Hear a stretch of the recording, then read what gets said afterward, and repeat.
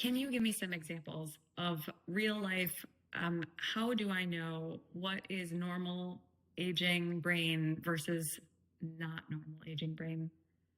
Yes. So let me give you some real life examples. I think that helps a lot. So, someone forgetting what day of the week it is.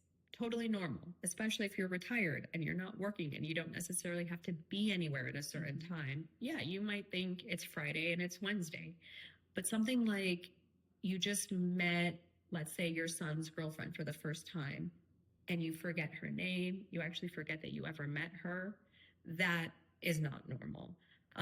A lot of times, the way that the memory changes happen in abnormal aging is really specific to that short term memory.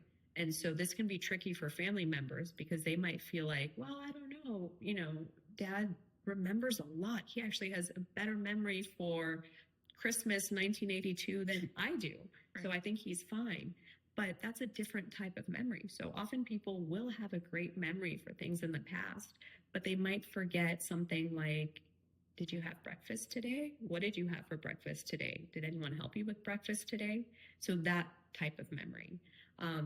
Another change that's important to look at is actually financial changes. So there's been some research recently that shows that a declining credit score in someone who was previously financially responsible is an early proxy that there might be something wrong cognitively before it shows up on a cognitive test. Mm-hmm. And so a lot of times people might skip payments. They're forgetting to make payments.